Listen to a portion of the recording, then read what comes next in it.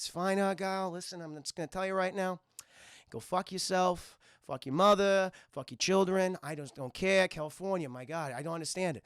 Hello, I just wanted to thank you for clicking on my video, and I wanted to let you know not only do I create content on my YouTube channel here, Class in a Glass, but I'm also on Twitch where I play single-player games, multiplayer games. I do movie reviews, cartoon reviews, and a whole bunch of other stuff.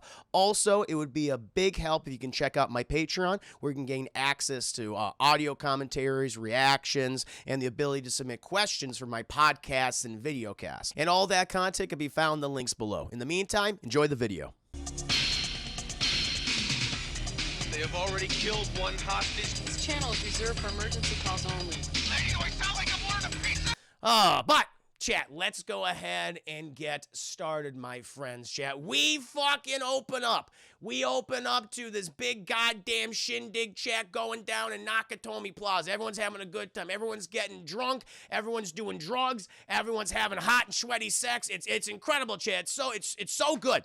It's so goddamn good, chat. It's a wonderful time. Introduced to the character of Holly Guerrero, chat. She's a mover and she's a shaker. She works for the Nakatomi Corporation, chat. They're moving into L.A. They got all these different businesses open around the West Coast, East Coast, middle of the country, chat. One of the biggest companies in the world. And she works for Mr. What the hell's the guy's name, chat? I forgot his name. Not Mr. Nakatomi.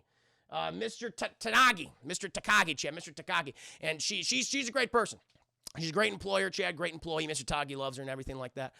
She's constantly harassed by this scumbag named Ellis. He's like, who's always just, he has like such a punchable face. You just want to go, bah, right in his goddamn big nose. Every time he shows up, Chad, this guy just you look like you just did lines of coke and you came in here to say something sarcastic. Doesn't make any fucking sense, except it made sense in your head, but makes sense to no one else. It's like, shut the fuck up, Ellis. I don't give a shit you gave me this watch. You're being obnoxious. Get the hell out of here. And stop fucking bringing your goddamn drugs into my office and learn everything of cocaine. My secretary is pregnant. You can tell she's pregnant. She's about to pop. She's about to front poop out the baby. And you got drugs all over the place. I don't want that in here. Get your druggy ass out of here, chat.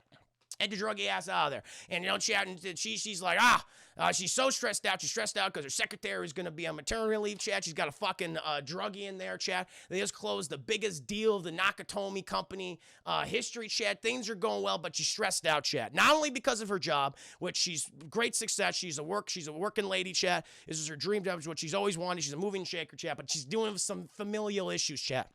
Before this, she moved from New York to L.A. She's been living out there, and L.A. is already stressful to begin with. Chat. Believe me, I was there for like a week.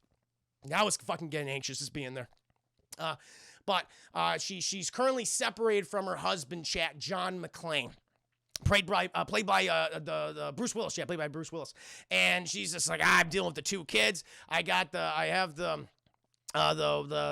Rosie, whatever. I don't know the caretaker's name, chat. I don't know the maid's name. I'm gonna call her Rosie. Rosina? I think her name is Rosina, chat. And you know, she fucking picks up the phone. She calls. And she's like, "Hey, did my husband call? Is he landed yet?" Danger Mon, thank you so much. Barisco, it's 9 months. You front poofed out the Twitch, baby. You did it. You're like Holly Guerrero's secretary. It just came right out of you. Congratulations. There's no cocaine. Hopefully there's no cocaine in the vicinity. Welcome, Danger Mon. And thank you again for using that Prime subscription, especially. It's Rosie? Yes. I nailed it, chat. Rosie. But she fucking calls the house. She calls the goddamn house, chat. And who picks up her little daughter, chat? Little Ramona Flowers or whatever. Mary Elizabeth Winstead, chat, when she's a little girl. And she's like, it didn't McLean resident. This is Elizabeth Ming. And she's like, hello, can I speak to Rosie, please? She's like, oh, yeah. And she hands the phone to Rosie, and she's asking, did John land yet? Did John call yet? And she goes, no, Miss Guerrero, she did not land. He did not land yet. He has not called yet. And she's like, okay, well, let me know if he does. And you're a fucking godsend, Rosie. I wouldn't be able to raise these kids. And before Rosie hangs up the phone, she's like, you're goddamn right you wouldn't. She's like, what? And she hangs up. She hangs up, shit. But she's busy. She's busy. Is Lucy? No, it's not Lucy. It's Mary Elizabeth Winstead. That's who it is, chat. And so, but then she's like, then she looks at the picture of her husband, chat. What a lovely family. You see her kids. You see little Jai Courtney, chat. You see little Mary Elizabeth Winstead. You see herself, and she sees John McClane just looking at her. Just that dumb fucking look he always had. She goes, Mah! And she slams the picture down, chat. And then we cut. And then we cut you. We're at a fucking airplane. It's landing. It's landing on the L.A. tarmac, chat. And we see this one guy. He's looking at a very stressed out Bruce Willis. Like, I love how the movie opens up, chat. And the action hero, he's just like, I don't like flying. He's nervous. You could tell. And the guy goes, not a seasoned flyer, I see. And John McClane, he just gives out the vibe that he's just an asshole to everybody. It's like, even when he doesn't intend to be or mean to be, the New York comes out in him. I'm like, I recognize that. I know exactly what. He doesn't mean to be mean, but he just sounds mean. He's like, oh, how can you tell? And he's just like, listen, I'm going to tell you something right here, Johnny boy. Well, all you got to do is this. This is the cure for air travel, okay? Just make fists with your toes. Take your fucking socks off, take your shoes off, and make fists of your toes in the carpet, okay? Be like a goddamn primate and just pick up an orange and just, bah, and you throw it, and that's how you do it. And it's like, okay, just make fists of my toes and throw oranges with my feet. He goes, that's the cure, man. It's better than a hot shower and a hot cup of coffee. And Johnny's like, all right, whatever you say. It's like, oh, is that a thank you? I don't know. That's the New York way of saying thank you, chat. Cake, welcome back to the stream. Hope you're doing very well. Lucy Jack, no, it's Jai Courtney and Mary Elizabeth Winstead. How many times do I have to say this? And so he gets up, Jay, again, does all of his stuff. And the guy who's about, gripping the felt of the carpet, sees that he has a gun on him, Jay. Got a little pistol. He's like, oh, don't worry about it, man. I'm a cop. And he's like, what, from L.A.? He's like, no, you idiot, from New York, of course. It's like, John, why are you such a prick? And he goes ahead and grabs the bear. He's got this big old bear, probably going to give to this little baby boo, Mary Elizabeth Winstead, chat. And he starts walking out, chat. And then he bumps into the steward, and she's like, oh, excuse me, sir, excuse me. And he's like, no problem. He's just looking at her, chat. I mean, Jesus Christ, keep in your pants, John, keep in your pants. And then, chat, he walks out in the airport, and already, Die Hard comes across the goddamn screen, chat. Yes, we're in for some action shenanigans now. And he's walking around the airport, chat. He's picked up his fucking bags and shit. He's going down there, and he sees all these fucking... I love it because he is so dismissive of California. He sees this beautiful blonde bombshell, chat. She's got the big old bazungas, got a big old booty. Thank you, Black Citizen. Would be him. We have so many Twitch babies tonight. My God, you front-proofed out a Twitch baby. Congratulations. What is the name, Black Citizen? Welcome. Just in the middle of my review for Die Hard. We're talking about the big bosom bombshell, chat. And so... he sees this girl just go, she does that little squeal, so funny. And she jumps on this guy, chat, and she's all smooching, and he's like, fucking California, I don't understand it. And then he keeps walking, chat. And then he sees this limo driver, chat, with J. McClane written on a card. And he's like, J, that's the first letter in my name. And McClane, that's my name. I wonder if that's John McClane. I'm gonna go talk to the guy. Let's talk to this guy, chat. Argyle, one of the best characters in the movie. He's not in the movie a lot. Okay, but Argyle will always have your back. And he goes, hey, that's my name on the card. He goes, oh, you must be John McClane. I'm here to pick you up on behalf of the Nakatomi Corporation. He goes, okay, what are we doing here then? I don't understand. He's like, I thought you'd tell me because this is my first day on the job. And John's like, great, perfect, wonderful. And so they go into the limo, chat. But John, he's a man of the people, chat. He's not all about this hoity-toity, fucking drinking fancy cocktails. Just give him a fucking glass of bourbon, chat, and some fucking peanuts, and go to a goddamn Yankees game, and that's how he enjoys himself. That's how he enjoys a nice Sunday afternoon, chat. Not all this fucking hoity-toity limo driving nonsense, okay? Fucking big-bosomed blonde bombshells going up on guys, smooching. He's like, I don't like that kind of thing. It's not my thing. And so he rides up in front with Argyle, chat. Argyle, not used to this. He was eating some lunch earlier, chat, eating a burger, clean up. He's like, I apologize. He's like, don't worry about it. Don't mention it. And Argyle, he's a talker, chat. He likes to talk. And he's like, so what brought you out to California? Why are you here in L.A.? He's like, my wife, she's been living here for 6 months, works for the Nakatomi Corporation. And Argyle's like, oh, shit, okay. She's been out here for 6 months, and why didn't you join her out here? He's like, very perceptive, Argyle, very perceptive. I'm a cop. I'm a New York cop. I got 6 months of backlog trying to put the bad guys in jail, man. It's hard to do that. He's like, there's familial issues going on. You got problems with your marriage? He's like, it's very perceptive, Argyle. It's very perceptive. You're very smart. He's like, I have to be, man. And Argyle keeps prodding him, asking him questions. So you guys separated, you guys divorced, and he goes, Argyle, you talk a lot, don't you? And he's like, listen, I can't help it, man. I used to be a cab driver. I'm a cab driver. And he's like, yeah, we have some issues right now, but I'm trying, asking me to come up to the coast, we'll relax, have some laughs, it'll be wonderful. And he's like, well, that sounds good, man, that sounds good. keys problem and everything. And he's like, hey, how about we turn on the radio? How about we turn on some music here? And Argyle's like, I got you, boy, I got you. And he puts in his cassette player, chat, because this is the 80s. This is the 80s. Did you intend to sound just like Bruce Willis right then? Yes. Little do you know, chat, I have a Bruce Willis impression. I have unleashed. I've never done a Bruce Willis impression on stream before, but I like doing Bruce Willis. It's fine, Argyle. Listen, I'm just going to tell you right now. Go fuck yourself. Fuck your mother, fuck your children. I just don't care. California, my God, I don't understand it. No, I love it.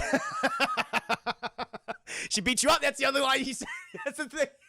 Yeah, Argyle asked him, so did she beat you up or something? He's like, Argyle, but how about you? I'll beat you up. How about you be quiet right now? He always says, chat, Bruce Willis has noticeable tics. Especially, like, he stopped doing them like in the early years, chef, from like 80s, like from the 1988 to like the 1995. He does like a little head bob when he talks, and he goes, like he's a little apathetic, like he's thinking about what he's about to say. Chet, he does all right, yeah. But then he stopped doing that briefly in a couple of films, chat, in the late 90s, in the early 2000s, especially in the films he worked with M. Night Shyamalan. He does not pull that shit in The Sixth Sense or Unbreakable. Like, listen, Bruce Willis, I think he's actually a really good dramatic actor. He doesn't really, I guess he kind of does that in Pulp Fiction too. He still did that in Pulp Fiction. But if you notice, chat, in Sixth Sense and Unbreakable, he does not do that. And I had to give Shyamalan credit. He's like, listen, I don't want you to play the characters that you've played in your movies before, and I think it worked. That's why I think those are Shyamalan's best films, chat. I think those are the best performances, other than Die Hard, other than the original Die Hard, chat. Those are Bruce Willis's best performances on film. I guess Pulp Fiction as well. It's Pulp Fiction 2, chat. I forgot about that one. That's top four then. But in Sixth Sense and Unbreakable, I think those are his best, chat, because he's very much not playing himself, which, at the time, a lot of people we just want more Bruce Willis, just doing the, hey, how you doing? But so I like that. I like that, chat. But he's like, I want you to put on some Christmas movies, music, Argyle. Argyle's like, all right, man. He puts on the hippity hop. And Bruce Willis doesn't like the hippity hop, chat. He's like, hey, can you put on some Christmas music? So he's like, brother, this is Christmas music. And it's goddamn, it's goddamn songs, chat. It's like hippity hop Christmas songs. It's so goddamn good. It's so goddamn good. Also, chat, we have, I'm so ignorant when it comes to music, chat. Who did Skeletons in the Closet? Who did Skeletons in the Closet, chat? Help me out here. Oh, it's the blind musician, blind singer, chat. Run DMC.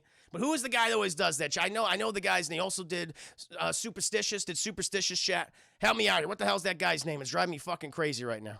I know. Ooh, driving me crazy, chat. Stevie Wonder. Thank you, baby GTD. Stevie Wonder, that's it. I was completely went over my head, chat, just like Bruce Willis's toupee. Which, by the way, chat, another thing I forgot to mention, I love that Bruce Willis is balding. Like, you could tell, like, in the back of his head, you'll see, like, a little bald spots forming. And so, I love that. I'm sorry, Nia Brownie, but I knew some songs he did, Skeletons in the Closet, Superstitious. I know who he is. But we'll hear that later on in the movie, Chill. We'll hear Skeletons in the Closet later on in the movie. But, he fucking pulls up to Nakatomi Plaza, chat.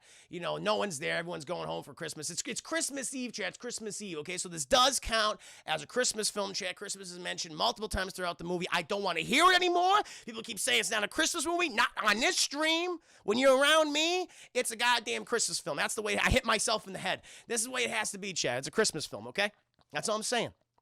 And so Argyle, he pulls up, and he says, hey, what do you want? So when you go talk to your wife, listen, where are you going afterwards? And he's like, well, I know this guy. He lives up in Burbank. He's Burbank. Oh, man, fuck, that's so far away. Where are you going? Goddamn, you're going too far away. No, listen, what I'll do here. I got a place in L.A. I got a friend of mine. He won't be mad if you crash. You're going way too fucking far up there. Way too goddamn far. Oh, Darkslayer, thank you. It's a Christmas movie. F the snubs. Yeah, agreed, Darkslayer. Right there with you. But he's not going to let Bruce Willis travel so far. He's like, listen, man, I got a place. It's close in L.A. You're a good guy. I can tell you're a good guy. You're a good person, Bruce Willis. I like you. You didn't tell me to go fuck myself or nothing. So listen, I'm going to do a favor for you, man. I'm going to wait down the parking garage, okay? You see if you head off with your lady again. You want to, get into some hot, sweaty, sexy shenanigans. You do that, man. You do that. I'm going to be in the parking garage. You give me a little ring-a-ding-ding, and I'll take you where I need to go. He's like, Argyle, you're a good guy, Argyle. Goddamn right, Argyle is a good guy, chat. There's a lot of credit. Fucking punched Theo in the face at the end, chat. Made sure that the $640 million worth of bearer bonds, which today, chat, would be worth tens of billions of dollars. Tens of billions of dollars today, chat, in 2019. Or 2020, excuse me. And so Argo, he goes in the parking garage, chat. John McClane, he goes in, and he goes to the main desk, chat, the receptionist desk, the receptionist there. And, you know, John McClane's like, hey, I'm here for Holly McClane. And he's like, oh, just fucking type it in the computer. He's like, touch screen, nice toy. And he fucking types it in, chat, types in Holly, types in McClane. It'll pop up the name. And he goes, chat, but McClane's not listed. It's not listed. He goes, what the fuck? This thing doesn't work. And then he goes, but he's like, and he goes, because you could say fuck, they say fuck often in this film, chat. Fuck is one of the most used words in this movie. And when he does this, chat, he goes back and he types in G, and boom, pops up Holly Guerrero, comma, Holly, chat. He's like, she's using her maiden name. What the hell? She's not taking my name anymore. So he's very upset, chat. He's very upset at this point. And he's like, it's the 30th floor. And the guy goes, oh yeah, go ahead. You'll find an elevator on the left. He goes, all right, thanks, man, appreciate it. He goes walking down there, chat, sees this one. See this one? I don't know what the fuck this security guard's doing, chat. He's like, is he cleaning his knees? Like, what are you looking at? what are you doing? What are you scratching? I want to know what that man, I've seen this movie so many times. I'm like, what's that guy doing? What's that guy doing in that hallway, chat? All he does is scratch something. He's scratching something like fierce. I don't know if he's like a fungi. Maybe he's got like a fungi finger, chat. Maybe he's got like a deadly skin disease. Maybe that was a horror film in this film, chat. Like it's a movie within a movie. We just don't know. But he's shot later on in the film. I don't know what this guy's like. He's just scratching at something. I have no idea what it was. He's like, all right, that's a little odd. And he goes to the elevator, chat. Boom, goes up the elevator, chat. 30th goddamn floor. Walks in. Boy, Jesus Christ. Hoity-toity nonsense, chat, going on here. Everyone's dancing. Everyone's drinking. You know, John's like, well, I'm here. I'm going to enjoy myself, too. He takes a fucking drink, chat. He goes, shit. No, this is terrible. I don't want no mixed drinks. I want a fucking bourbon, baby. Give me a bourbon. Give me a fucking bowl of peanuts. And we got a party going on right here. That's what I want. Cheers and salute to you, chat. That's all John McClane wants. And he's walking all around this place, shit, trying to find his wife. And this one big bosom lady bounces and she's like, oh, Jesus Christ, take it easy there, girls. Take it easy. And she walks away. And this guy comes up to him. He's like, how you doing? Merry Christmas. And he goes, just does like a Bugs Bunny-esque kiss on his face. And Bruce Willis is like, oh my God, what the hell is going on here? Fucking California. It blows my mind. And then Chad, he spots Mr. Tanagi. Mrs. Takagi, Chad, goes to talk to Mr. Takagi. And he goes, hey, I hear you're the guy that's part of this operation. He goes, I am Mr. Takagi. Yes, I'm the leader of the Nakatomi Corporation. And he goes, I guess I have you to thank for, the flight and the limo and things. It was very nice. He was very nice. I respect you. And he's like, oh, it was the least we can do. You're your wife. Your wife, Holly. She's fantastic. I mean, she's in her element. He's like, it's good. Can I go speak to my wife? He goes, I'll take you to her. And they're talking in chat, having a good rapport, good back and forth. Bruce Willis is learning that his wife is very valuable individual, chat, very valuable employee for the Nakatomi Corporation, chat. So it's like, good, it's good. So Bruce Willis, he doesn't want to hear it, though. He doesn't want to hear it because that just further hammering home the fact that his wife just doesn't want to be with him, chat, because she's so goddamn valuable here. Doesn't want to go back to New York. Doesn't want to go to a fucking Knicks game. Doesn't want to go see nothing that shit. It's terrible. It's the last thing that she wants to do. Go to Madison Square Garden and see the Rangers play maybe occasionally, chat. It's terrible. And so he goes in there, goes in his wife's office, and who we fucking see? Alice. We see fucking Alice just going, just doing lines after line of cocaine, chat. It's just like, Alice, take it easy. What are you doing? He goes, how you guys doing? Just brushes it off. He's just covered in white powder. How's everyone doing today? And Bruce Willis is just staring at him, just like, oh, this guy thinks he's a clown. Fucking cocaine, my wife's desk. It's very funny. My kids, I told that they come in here, they play with their toys, and I see you doing drugs in there, so I think we're going to have an issue. I wish that's what he was thinking, Jay. That's what he was thinking the entire time. But, Mr. Tanagi, he's just like, I got to try to fucking iron this out. Snorting that devil's dandruff. Oh, I love it. The devil's dandruff cake. Holy shit. I never thought of these names, Chad. The devil's dandruff. I'm going to use that in the future. That case. He looks like a fucking animal, Chad. Ellis. He just looks like a piece of shit. Anytime I see him, I just want to punch you in the face. You know that Bruce Willis want to punch. He's just like, and he has that laugh, chat. Oh, it's the worst. Because he's like, how you guys doing? Oh, you must be Holly's ex. He's like, I'm her husband, yeah. And, Mr. Tanagi's introducing John McClane to him. He's like, this is Holly's husband. This is Holly's policeman husband. He's like, don't fucking do drugs here. Don't get us all fucking busted, okay? You know, Mr. Tanagi did a little powder too, Chad. No doubt about it. But he keeps it on the fucking down low. He's got one of those fancy kits. He goes, every morning, that's it. He makes sure it's all brought, all off his nose and shit. Chad. Ellis is fucking sloppy. Ellis is too goddamn sloppy. How is this man able to sell anything? I have no fucking idea. I close billion-dollar deals. He has that kind of laugh, Chad. Just like, that's not a fucking laugh. That's a sound like a goddamn donkey makes. And then Mr. Tanagi's is like, yeah, I think he cracks a joke at one point. And it's like, oh, it's funny. It's funny. It's a very funny joke. I like that. But then Ellis ruins it by going, it's just like, oh, my God. And eventually, he looks around, Chad, lifts up the photograph, which his wife slammed earlier, sees the kids. It's good-looking kids right there. Little Mary Elizabeth Winstead, little Jai Courtney. I like her, him, not so much, but, that's just the way it is. You got your favorites, the kids. We all do. And he puts the photo down. Then who fucking walks in the goddamn office, Chad? Holly Guerrero, Chad, also known as Holly McClane. And she's like, oh, shit, she did not just expect to see her husband, like, in this way. And Mr. Tanagi's just like, oh, maybe we should leave. Ellis is like, no, Holly, show him the watch I gave you. Show him the watch I gave. It's like, Ellis, now's not the time. And even Holly's just like, no, I'm not doing that. Please go. He's like, all right, I'll talk to you later. See ya, Johnny. And it's just like, oh, shut the fuck up, Ellis. You're going to die. You're going to get shot by fucking Hans Gruber in the face. You keep acting that way, you idiot. And so they leave.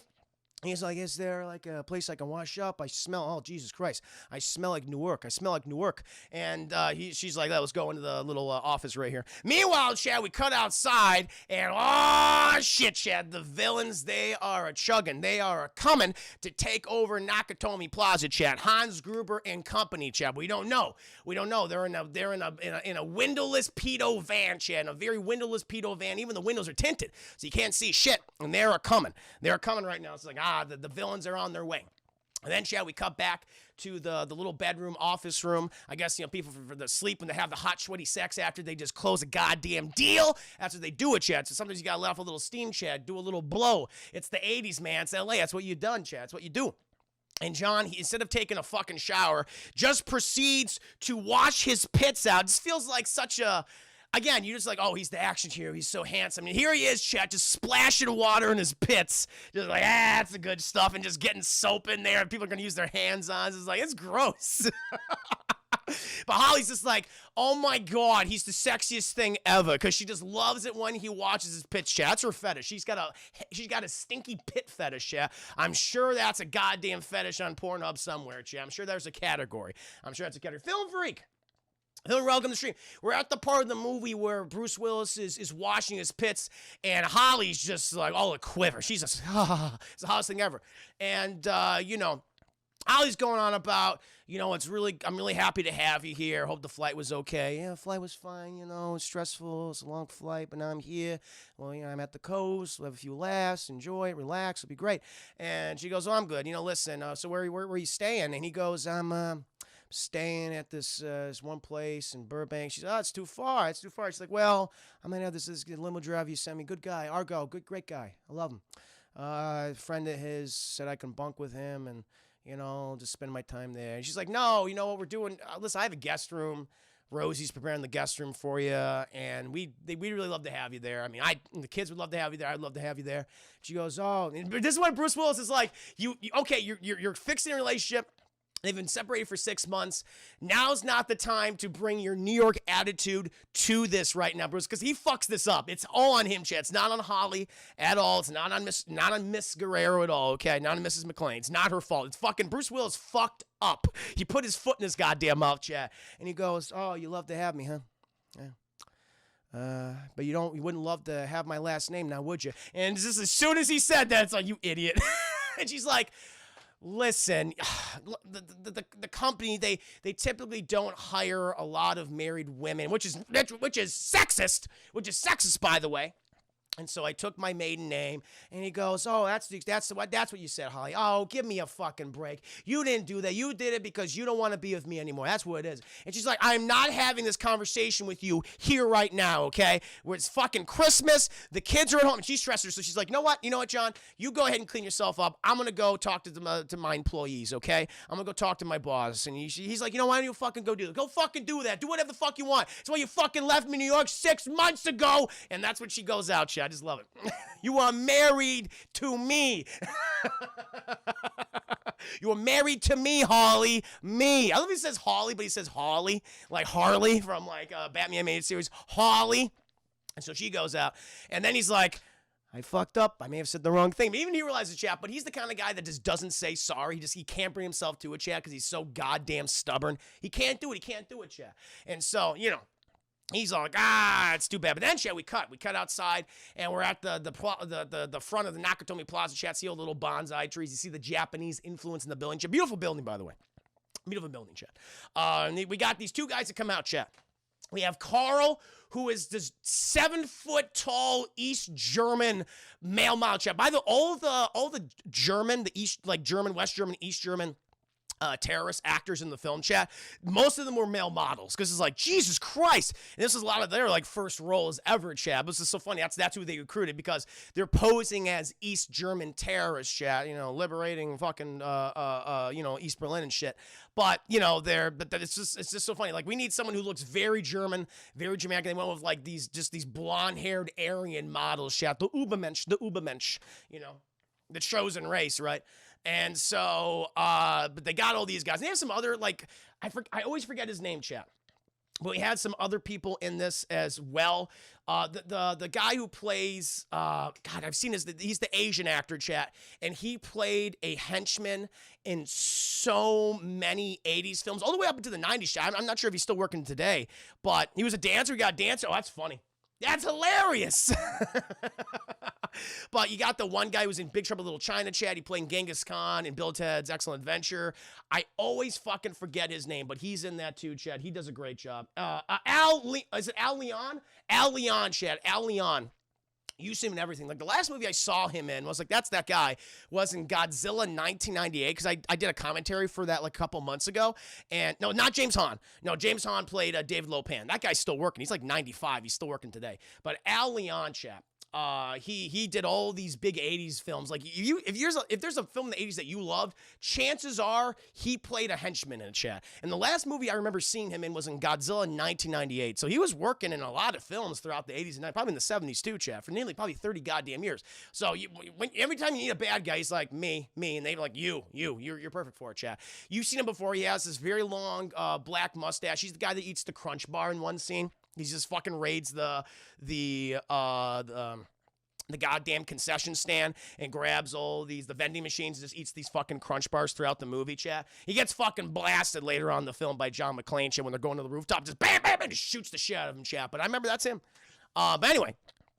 With the two guys we're introduced to, chat, there's obviously the dancer, the East German male model, chat. He works out. And Theo, chat. Theo, who is like, you would like how would already you see like these two guys walking together. It's like, no, Carl is just this stoic, you know, long haired, you know, blonde hair guy, all wearing fucking black, chat. Just like, Jesus Christ, he's like a derivative version of Arnold Schwarzenegger. I do not want to fuck with that guy. Okay, he'd be like a villain in an Arnold Schwarzenegger movie. He'd be a henchman that Arnold would normally fight. And then we have Theo, who is this talkative, nerdy-looking, Christmas sweater-wearing black guy. And he's just like, man, I mean, listen, the game that we just saw, this guy was down by 2 points. It was fucking incredible. And they walk into the goddamn lobby, chat, and Theo just won't shut the fuck up. And the reception looks up, and Carl just picks out his fucking gun, and blam, and he goes, ooh, right in the head. And I love this move that Theo does, where he fucking, he does like I don't know, it's like a little gymnastics move, where he lifts himself up and goes, bah, and he kicks the guy down off his fucking chair, chat. He got fucking brain in the goddamn head,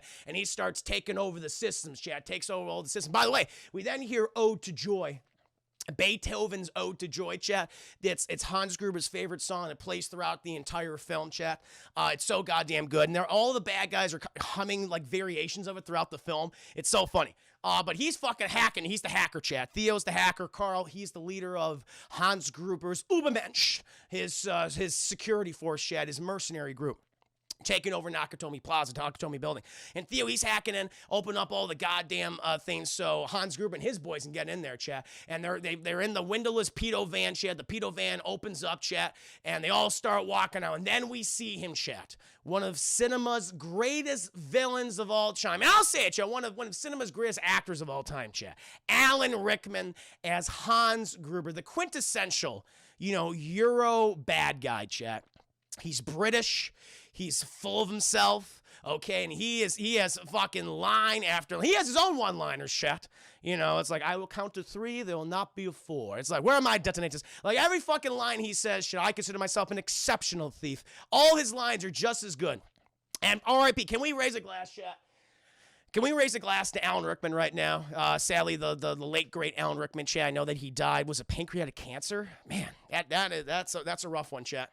Let's all raise a glass right now to Alan Rickman for his incredible roles, both in film and television, on the stage, chat, and animation. You know, this was his first movie role. What a great one to get, chat. You know, for multiple generations, played all these characters, chat. For me, of course, you know, Snape and Hans Gruber. I imagine for other people, so many other great roles, chat, that he's played over the years. But let's raise one to him, chat. May the wings of liberty, that was a feather, your shake the pillars of heaven, Alan Rickman. Thank you for your contributions to cinema. Cheers. I grab Thor's hammer. I will avenge you. Yes, Mr. Terminator. It's Galaxy Quest, chat. He plays the Spock-esque character. If you guys have never seen Galaxy Quest before, it's hilarious. It's one of my favorite comedies of all time. It is so goddamn good. Trek fans even consider it to be one of the best Star Trek movies of all time. It's really funny. It's probably my 3rd favorite Star Trek film. It's great. Tim Allen, Sigourney Weaver, Sam Rockwell, Tony Shalhoub. Oh, geez, there's some other, like, minor actors in there. A very, very young babyface Justin Long, chat, and, of course, Alan Rickman. Galaxy Quest is awesome, chat. When it came out, it got really good reviews, but didn't do commercially well. But since then, it became a cult classic. Wonderful film, chat. Wish we got more of those. You know, it's good to just be a one film. Because, like, I want a sequel, but, you know, comedy sequels are hard. Watch it, chat. It's a great film. Holds up to this day. Really does. Really does. So funny. And it's a great deconstruction of Star Trek. Not only of the property itself, but the behind-the-scenes stuff. Like, you know, Tim Allen plays like a parody version, William Shatner. It's really good. I'm getting off track, chat, but it's a great movie. But they all fucking pour out shit, and we see him fucking Hans Gruber. And the thing is, when he starts this movie out, he's speaking in an German accent, but he goes in and out constantly to his native British accent. It's like, Alan, you got to stick with a voice, buddy. I love you. He's great in the movie, chat. And you forgive him because he cannot maintain the accent, chat. I mean, you don't care because he's just so goddamn good at the role. Like, when he comes into a scene, chat, he just... I don't want to say he's, like, sleazy or slimy, but he's just so fucking charming and, not even off-putting, but you're just instantly transfixed to him when he's in a scene, chat. He instantly maintains control. Like how it's how he speaks, chat. I mean, you heard in Harry Potter, but how he enunciates certain words and how he elongates them, makes them trail on, chat. So you're captivated. It's like a spell when he's speaking. I really love that, chat. Anytime he's doing a monologue in this movie, or he's intimidating someone or like a group of people, he just nails it. You're like, he's in instant control. And that's why when he's going up against someone like John McClane, who just doesn't want to hear his shit, and who's very blunt, it's just like, it's very funny, chat. These guys are just diametrically opposed to each other. Not in terms of conflict, but in terms of personality, chat. Where, as fucking Hans Gruber says, the benefits of a classical education, where John's like, I don't know what the fuck that even means. It's like, I just love how different they are. It's perfect, chat. It's perfect. The everyman American action hero and the haughty European villain. It's so good, chat. Tropes nowadays, but so goddamn good for the movie itself. But, they're fucking going in. They're shutting shit down, chat. They want to make sure no one gets in. No way in, no way out. None of you fuckers are leaving, chat. They're shutting all this down. They will kill anybody they can get. Remember that guy who was, cleaning his nails or something? He's like scratching at his skin, chat. I mean, he's turning to Brundlefly. I don't fucking know. It doesn't matter, chat, because fucking Carl, he throws a fucking hockey puck at him and explodes. He's like, ah! And he's covered in white phosphorus, chat. Covered in white phosphorus, and he's like, ah, my eyes. And they shoot him. They shoot him, chat, and he's dead, and they shut down all the elevators with the exception of one, chat, and they're all fucking going up there to the 30th goddamn floor, chat, because they gotta lay down the goddamn law. And they're going up there, chat, and all Hans Gruber's doing is just bum bum bum bum bum bum bum bum bum bum bum bum bum, just humming that shit. And the other guys are like, they're all in sync with him. I love it. Meanwhile, chat, we cut back to good old Bruce Willis, and he is clenching the rug, chat, with his toes, chat. He's fucking picking up oranges with his feet and fucking throwing them across the room. And he's like, you know what? The guy was right. I feel relaxed. I feel pretty good. Don't need a cup of coffee. Don't need a shower. That son of a bitch was right. I can't believe it. He's like, I can't believe it. But then shit, oh no, because explosions. People just start getting boom, boom, boom. Everyone's getting shot. And people, bullets are going up all over the place, chat. And Hans Gruber, he's rounding up all the people, chat. Rounding up all the people at this party. And he's like, ladies and gentlemen. And it's like his East German accent's going in and out, chat. He don't give a damn. He's like, we are here to acquire an individual. We are searching for Mr. Tanagi. And he just goes on this, the greatest just intimidation speech of all time, chat, where he's researched this guy so thoroughly, and all he's doing is just going through his history, chat, and he's looking at all the Asian men. Is just like, yeah, I see you're Asian, so you must be him. That's racist, Hans Gruber. So not only, chat, is he a terrorist and an exceptional thief, but he's a racist, chat. How can you assume? You don't know if he's Asian, you don't know that. But he's going through his history, born in Kyoto, Japan, 1939, emigrated to the United States, 1940, interred for 3 years, 1944 to 1946, like all that shit. He's doing a great job. And, he's going to East Person. Ellis, he stares at Ellis, just like, get the fuck away from me, you annoy me. I can smell the coke on your goddamn breath. And he's like, okay. He fucking steps back and shit. Meanwhile, John's just like, oh, shit. John is panicked because he doesn't know what the fuck to do, Chet. He just wanted to go to the coast, have a few laughs, relax. Jesus Christ. This is not what he expected, Chet. And he's seen all this shit go down. He's fucking running, Chet. He doesn't have his fucking shoes on. He's running up a goddamn stairwell, Chet, with no shoes on. It's such a weird thing to consider, oh yeah, shoes are super important to have in a situation like this, Chet, because when you got your bare feet, your bare footses, your tootses, oh my God, they can get messed up. And his feet do get messed up in the movie, Chet. Jesus Christ, wear socks, wear goddamn shoes. And so, he's intimidating everybody, chat. And so Mr. Tanagi is like, it's me, goddamn. And he's like, Mr. Tanagi, come with me. And they fucking take him, chat, because they got some questions for him. Chat. Meanwhile, all the other East German terrorist guys, the thieves, chat, they're taking down all the security systems, make sure that no fucking calls can go in or out. But, there are a few exceptions, and John McClane will later exploit those exceptions, chat. And so we see goddamn Alan Rickman. He's taking Mr. Tanagi. They go up to his main office area, chat. Shows off all the Nakatomi designs they worked on, chat. The architectural projects. Fucking they're building space shuttles, chat. They're building bridges. They're building buildings. Very successful. Don't want glass embedded in them footses. You don't want glass embedded footses, chat. It's terrible, chat. Canceled. Hans Gruber's canceled, chat. Nearly 32 years later, canceled. I guess no, it's 22. It's 22. Yeah. No, 32. Wow, movie's 32 years old, Chad. I just realized that. 32 years old. Incredible, Chad. It's almost 40. He's showing off all this stuff, and he's doing his goddamn soliloquy, and Alexander wept as he saw the breadth of his domain and realized he had no more countries to conquer. And Mr. Tagi's like, what? He's like, my apologies. The benefits of a classical education. Like every goddamn line he has, Chad. It's so good. Josh, thank you for the 1,000 video donation, good sir. Welcome to stream, my friend. Just in the middle of my review for Die Hard. It's been so much fun. We've gotten to Alan Rickman just intimidating everybody, chat. Meanwhile, Bruce Willis, he sneaks in this little meeting, chat. He's observing what the hell's going on. He's underneath some tables, some desks. And Alan Rickman, he's sitting down with Mr. Tanaki, and we got Theo there. And the thing is, chat, the Alan Rickman, they're not East German terrorists. It's a goddamn facade. They don't give a shit about liberating Berlin or all that shit from the yoke of communism. Nothing, chat, or even going after the Americans. They want the money, honey. He wants the $640 million worth of bearer bonds in your vault right here in Nakatomi Plaza. The thing is, chat, in a couple of years, you know what those bearer bonds are going to be worth, chat, on the market? Billions upon billions of dollars, chat. And they want to make sure they have those so they can cash those in, okay? The thing is, the only problem is, chat, they're behind one of the most powerful and difficult vaults to break into, Chad. It would take hours to penetrate the layers of fucking steel, Chad. Not even with the the security codes and passwords and sign-in programs and shit we can get in through. But no, you need a very specific code to get in there, Chad. The problem is it constantly changes day to day to day to day. And they went to Mr. Tanagi because they're like, well, you obviously know the main password for this thing, right? We can predict all the other 6. But there are 7 passwords to this fucking vault, chat, and they know how to do the other 6. It's no problem with the 7th one. That's the one, chat. That's the final one that changes every 24 hours. And Alan Rickman's like, listen, Mr. Tanagi, I have a few questions for you. One, actually. You gotta tell us what this password is to get into this vault. And Theo, he's in the background just being sarcastic and smart. He's just saying, listen, he's not gonna know. And Alan Rickman's like, I'm gonna try, Theo, okay? Mr. Tanagi's like, listen.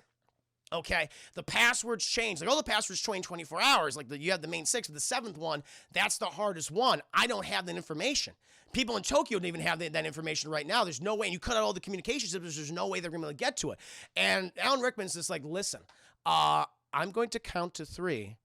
There'll not be a 4. And he's just fucking loading up his weapon, Chad. Mr. Tanagi's like, listen, I don't have anything for you. I have nothing for you. You're just going to have to shoot me. And Elbrin goes, okay, and just blows his brains out, Chad. Just massive, just brain and cranium and just spinal tissue, Chad, all over the place. It blew his brain and back out. I was like, my God, it was so aggressive. It was incredible. And John's like, holy fucking shit. And he takes out and they see him running. And Alan Rickman's like, go after him. Trying to get him. And John, he goes up into this, like, Nakatomi Plaza is still under construction. Chat. The building's not all built. So some floors in the upper section, they're still under construction. Cheap to film there too, I imagine, as well, since, don't really need to have a set, chat. It's all building supplies and shit.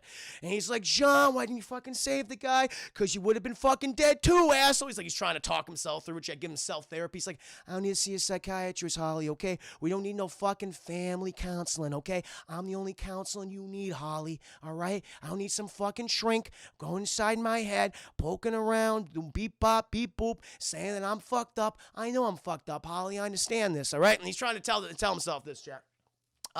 Meanwhile, fucking, Alan Rickman, he says, listen, Carl, send your little brother up there to take care of whoever this individual is. And he goes back downstairs, chat, because he's got to wrangle all these people. And they're dragging back Mr. Tanagi's body. And he announces that, listen, Mr. Tanagi failed to cooperate, so we're just going to have ourselves a nice little enjoyable party, okay? I'm going to help myself to some cake, and we're going to fucking shoot the shit out of the other person who may have escaped, okay? All right, wonderful. He eats cake the whole time. Meanwhile, we cut back to Bruce Willis. He hears Carl's little brother run up those goddamn steps. He's wearing his sweats. He's like, ugh. He's so excited to go ahead and kill John McClane, chat. And John, he takes cover. And little Carl Jr., we're going to call him Carl Jr., chat. He pops and he's like, hello? I promise I will not hurt you. Except it's a lie, chat. It's a goddamn lie. Because as soon as he hears like a fucking, like a goddamn paint can full of, he goes, yeah, and he starts shooting at chat. He starts shooting. He's like, oh, I'm sorry. My hand slipped on the trigger. And then John goes, ah, and he jumps on him. He's like a little spider boy. He's a little spider boy. King DJ, freeze, dickhead. Yeah, that's what he says. King DJ, what's up, Chris? How is your night going? It's going great, King DJ. It's going great, my friend. Currently in the middle of my review for Die Hard right now. John McClane's beating the shit out of Carl Jr. It's wonderful. Thank you for the 10 minutes, by the way, Carl's Jr. Yes, that one. He's great hamburgers. And they get a little scuffle, chat. They're fucking shooting all over the goddamn police. People are hearing all the bullets and the gunfire and everything like that. And I love it too, chat, because this fight scene, it's choreographed immaculately. But it's not what you would expect from the fight scene, chat. It's like if two people are just fucking flailing on one another, and like two people that don't know how to fight, but we're taking the time to showcase they don't know how to fight, because they're just fucking grappling and punching and just slapping the shit out of each other, chat. It's how we would normally see in real life, chat, and I love that, because all part of the choreography, it feels real, it feels grounded. It's not like something in Rambo or in a Schwarzenegger movie where everything is like, Schwarzenegger doesn't get a fucking scratch on him. Rambo doesn't get a goddamn scratch on him, chat. Like he doesn't need to take cover, chat, because the bullets are going to miss anyway. Or he's throwing his goddamn knife stick around, like all that kind of shit. No, Bruce Willis, this first fight, he's getting his ass kicked by this giant German super soldier, chat. And Bruce Willis is also fucking the other guy up too, chat, because he's like, when you get punched in the face, you're going to tear up and go, ah, that's just going to happen. And I loved it, chat. I love it. And so they're fucking flailing and running around so goddamn much, hitting each other with fucking buzzsaws and shit, chat, fucking plastic bottles, just over and over again. Eventually, they fall down the goddamn stairwell, chat. They fall down, and little Carl's Jr. fucking cracks his neck, chat, and he's dead. He's dead. And John's like, he's just breathing heavily, chat. He's just, oh my God, fucking Jesus God. He lifts his head to make sure he's like, yeah, you're fucking dead. Great. And then Shady's like, all right, I have a machine gun now. I got a machine gun. I got a dead German super soldier. What am I going to do? Okay, I got to learn about these guys. So he does a little plan here. Shady does a little plan here. Sees some Christmas decorations. He's like, oh, God. Okay, I know how to fuck with these guys. It's going to be wonderful. And ties the guy up on a chair, chat, on one of those wheelie chairs, puts him in there, scrawls a little message on little Carl Jr. chat. And he stops the elevator, chat, one place. He sends it down, keeps the door open, sends it down, but then he stops it. It's an emergency stop because the only elevator that's working right now, chat, because Hans Gruber and crew, they only want one elevator working, chat. So only one way in, one way out. And they're making sure not only the goddamn hostages are going to go down that goddamn elevator, chat, but John, he's in control. He's got a walkie-talkie. He's got a machine gun, chat. He's on the up and up at this point. And he climbs on top of the elevator, chat, as it goes down to the 30th floor where Hans Gruber and the other guys are. And Hans Gruber, chat, he's just fucking, monologue after monologue, eating some cake, eating some Nakatomi Plaza cake, chat. And then the fucking elevator opens up, chat, showing little broken-necked Carl's Jr., chat. And one lady goes, ah! The lady screams when she sees the dead body. And they're like, oh, what the fuck? And, Hans Gruber's like, bah! He fucking, vomits out the cake, chat, because it scared him. The lady was screaming so hard, and they go and check, and they see it's little Carl's Jr. chat. And Hans Gruber, he straightens out the shirt and looks at it and says, ho, ho, ho, now I have a machine gun. And it's like, shit, who the fuck is this guy that has a machine gun? It was the guy that, that I sent this, the little Carl Jr. after to kill him. I didn't think that this security guard, whoever the hell this is, be able to kill this guy. Oh, this is not good. You better tell his older brother Carl, and they're talking to each other back and forth, and Johnny's writing down all their goddamn names on his arm, chat. He's his little own Etch-a-Sketch, chat. He's like, I want to make sure who these guys are. I got to get the information out there. And he just can't believe it. He can't believe what the hell's going on. Also, he takes some fucking cigarettes because John likes to smoke. He likes to fucking smoke a few, chat. That's what he likes to do. And John just proceeds to start fucking with all these guys, chat. He's like, I'm going to call the goddamn fire department. I'm going to call the goddamn police. Try to get someone over here. Meanwhile, Carl Sr., chat, is very upset that his brother is dead. And Hans Gruber's like, listen, motherfucker, okay? We're trying to work this out. We got to stick to the plan right now. He's like, but I want the revenge. He's like, we're going to get your goddamn revenge, but we got to make sure the plan is completed to a T. Meanwhile, he goes and check on Theo, chat. He says, listen, I can get through the fucking vault, okay? I can get through this. It's going to take me a few hours, 2.5 hours, all right? But that seventh lock, I'm not going to be able to do it. Okay, so you're going to have to get this code somehow, Hans. He's like, don't worry, I'll get you. He's like, we need a miracle. He's like, I'm going to get you your miracle, man. I'm a miracle fucking worker, okay? I'm Hans goddamn Gruber. I can handle it. But then, chat, John McClane, he fucking pulls on the fucking fire alarm. Then you shut down that system, chat. Little Carl Jr., that was your goddamn job. And the fucking fire department's coming. They're coming over. But Hans Gruber's trying to intercept all this shit. And he's like, okay, we got to somehow distract the fire department, distract the police as well. But, John McClane, he's like, no. And so what he's going to fucking do, chat, is he's going to get to the goddamn roof and get a signal out there. But the thing is, he's using the radios that fucking Hans Gruber and co are using as well. And so it's like, they're going to hear you no matter what. So it's like it's a positive and a negative, chat, at the same time. It's just going to be very fucking stressful no matter what, given the situation. And they're like, how the fuck is he able to get a signal out there to the police? And they realize he's on the roof. Get your asses up there and start shooting. And that's what I want to see done. And so John, he's calling the fucking police department, chat. He's like, can you guys get your asses over here? This fucking East German terrorist is terrible. And they're like, sir, this is a restricted line, sir. Please call 911. He's like, I don't give a fuck about 911 right now, okay? Just get your asses over here. We got fucking Hans Gruber. He's got his guys, local Eastern German male models. It's crazy. I need help.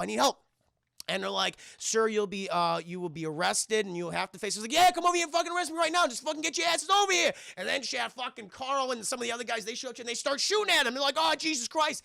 And, the bullets going off and the receptionist, they're like, our ears, it's loud.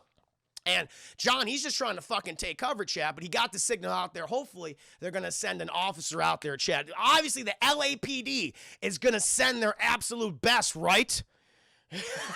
We shall see, chat. We shall see. The officer in question. At this point, John's having a bit of an issue, Chad. He's got 3 German Übermensch down on his ass, Chad, and he's got to get away from them. I love how they use their set because we're often on, we come back to the same place, Chad, like the rooftop area and the one level below the rooftop where there's certain aesthetic things that are funny. Like he always passes by these posters of these naked women, and anytime he passes by, he goes, "How you doing, girls? How you doing? Rough night?" I just love that. It feels like a very improvised line from Willis, chat. He's going over the place, but this time he's like, "Okay, they fucking shut down the elevator, so this is gonna be a bit of a problem for me." And so, but he realized there's a ventilation shaft.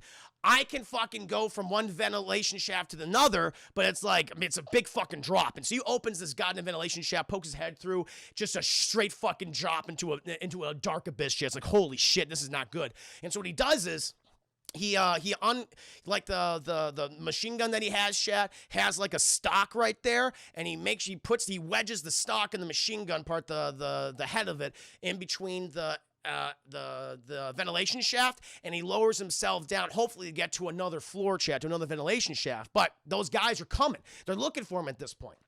And, Hans Gruber, he's just like, listen, he has nowhere to fucking go. Just seal that area up and he'll be stuck in there. But Carlos doesn't want to fucking hear it, chat. He wants Revenga for his fucking brother, chat, for his fucking goddamn brother. And so John, he's just slowly just trying to make his way down, shit, just trying to grip one of the other ventilation shafts with the fucking machine guns going, shit, until it fucking snaps, and he fucking falls. Like, holy shit, he fucking falls, but he manages to grab it, shit, with his fucking fingertips, and I'm like, bullshit. You would rip your fingers out of your goddamn sockets if you grabbed it, but he manages to lift himself up, shit. He's like, ugh! He lifts himself up.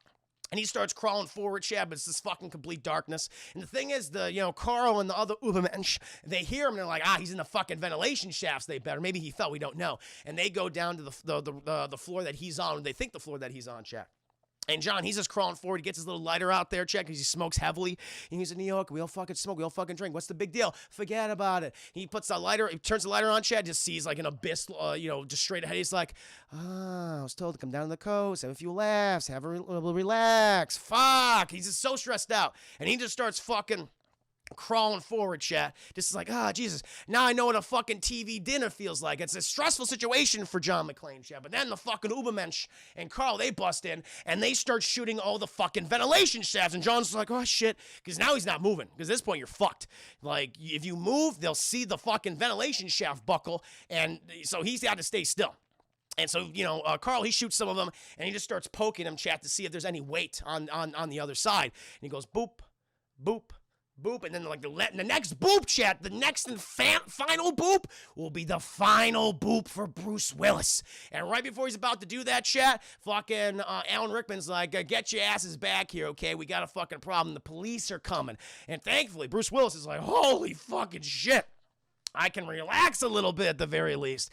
And then we go back to the main office area, chat, where Holly Guerrero, she's trying to maintain control. She's been appointed the new leader of the hostages, chat. Ellis's like, I want to be the leader. Like, no, sit your fucking coked ass down, okay, Ellis? You're not responsible for anybody. You can't be responsible for yourself. And she's like, listen, she goes to Hans Gruber.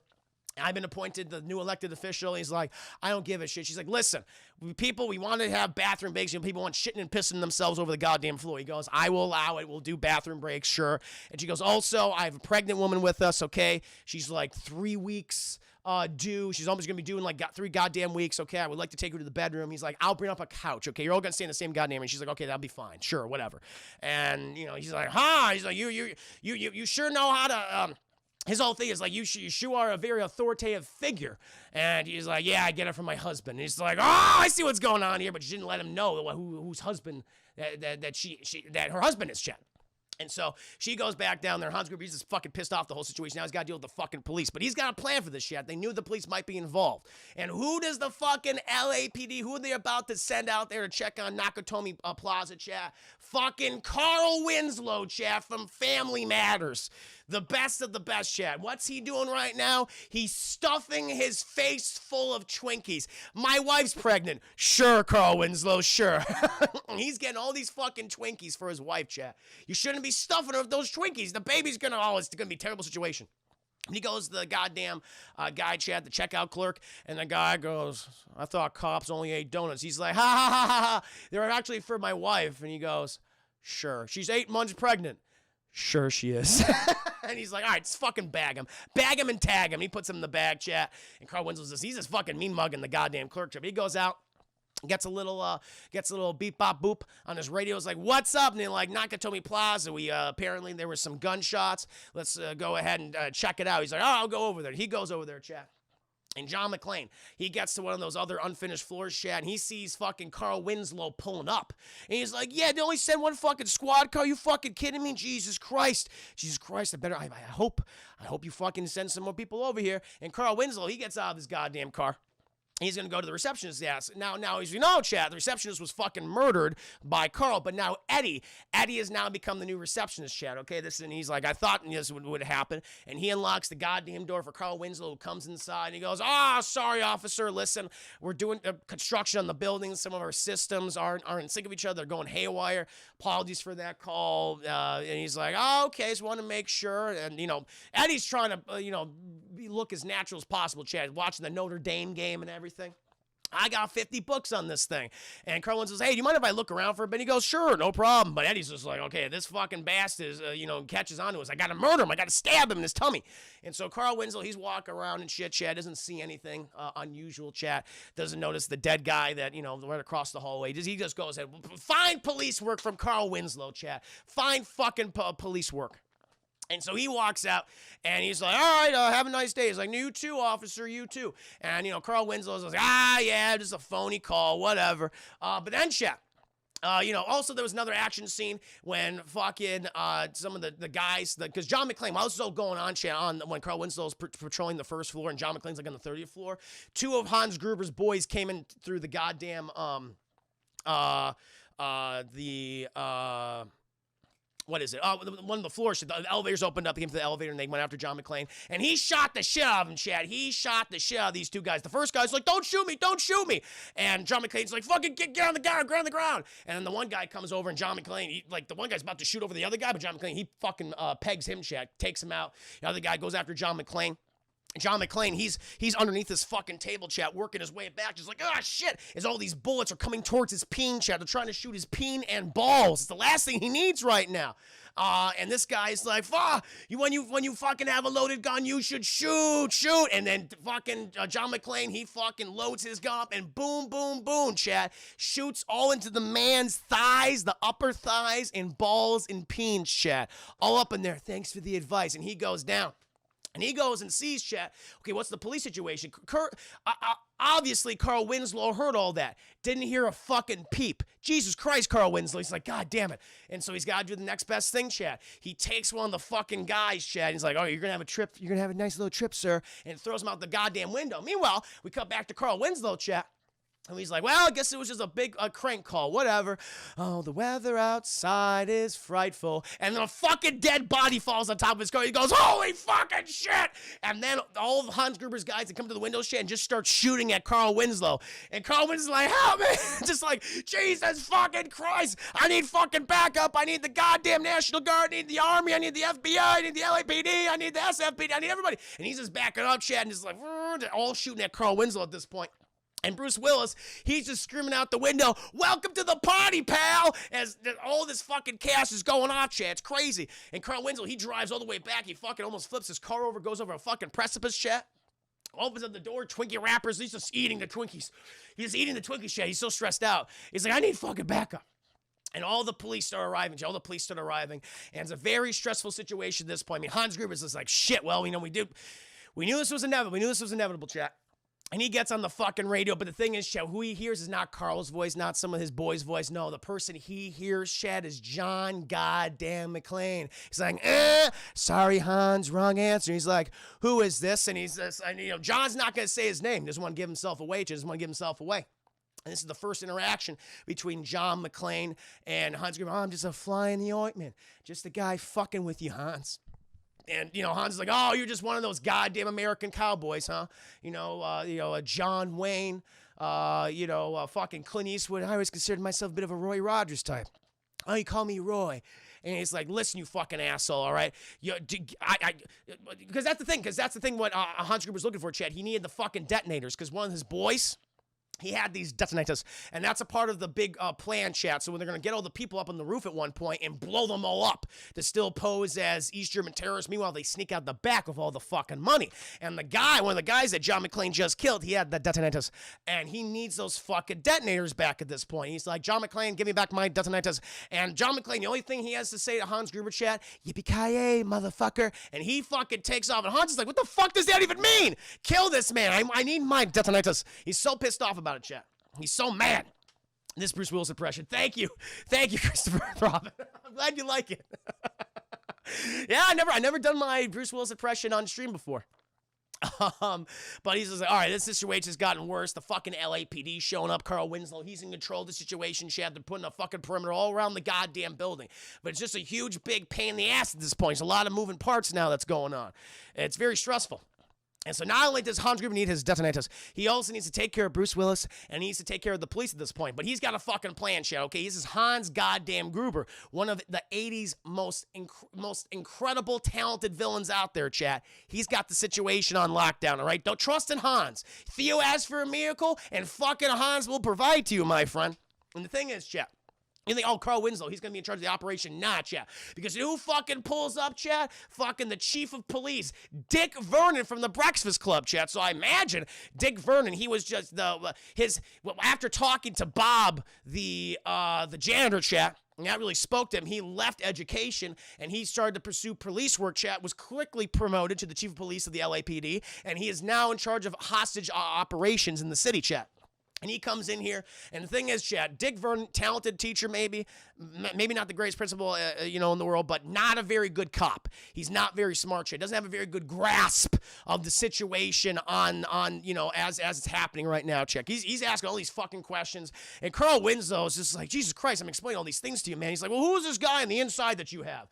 And he goes, his name is Roy. He's like, how do you know that's his real name? He's like, I don't think that's his real name, sir. I think he's probably using alias trying to protect himself. He's like, he could be one of the terrorists for all we know. It's like, why would he be one of the terrorists if he's killing all the fucking terrorists, right? It doesn't make any goddamn sense. And the guys goes, well, I don't know, stop yelling at me. It's like, shut up, Dick. And the thing is, though, at this point, Hans Gruber, he's like, all right, I want to start to negotiate with some of these fucking policemen. But Dick Vernon's like, I don't want to speak to Hans Gruber. We're going to send our good old boys in right now. And Hans is like, all right, I'm going to kill all your fucking good boys then. He's like, I don't give a shit. And so Dick Vernon, they're going to attack the plaza, chat. They're going to send in a SWAT team right now, the LAPD's best SWAT team, and they're going to attack the main floor, which is what we've been there before. And Bruce Willis is like, no, they're heavily armed. They got machine guns. They got fucking C4. He stole some C4 off of the one guy he killed, chat, with the detonators. He has the C4 and everything. It's like, now is not the time to attack the building. They will fucking light your asses up. But does Dick Vernon care? No, he doesn't give a fuck, Cherry. He's Dick Vernon. He doesn't care about anybody. Hey, man, if you give him the talk, he'll give you the fucking horns. That's how it is. And so the SWAT team, they start moving on the building, chat. And Hans Gruber, he sends down his boys, sends down Al Leon, chat. He's eating all the Crunch bars and the Baby Roofs and the Snickers, chat. And that gives him hopped up in the sugar. And he starts shooting all these guys out. No kill shots, though, chat. No kill shots, just wound them. So he shoots all their fucking kneecaps out and their legs, chat, and their balls and peens, until they're all incapacitated, chat. And, Carl Winslow's like, see, our boys got hurt. Their balls and peens got shot. And Dick Vernon's like, well, they'll live. Send in the fucking tank. And they have a fucking tank, chat. And they send this thing in. But Hans Gruber, he's prepared for this too, chat. This will be no problem because he's got fucking RPGs. He's got rockets, chat, like fucking tripod rockets. And, Bruce Willis, John McClane, he's like, you got to pull your boys back. This is too tough for them. They're not going to be able to survive this. And no one's listening to him, chat. Carl Winslow, he agrees with Bruce Willis, chat. But Dick Vernon, this is his operation, chat. He's in full control. And so you see this fucking armored vehicle, chat, moving on up and trying to get up these goddamn stairs, and these East German thank you, Dark Slayer, 5 minutes. A real hostage negotiator would have at least took McClane's advice. Exactly, Dark Slayer. They didn't do that. And now you got all these cops without balls and peens. It's a terrible situation, chat.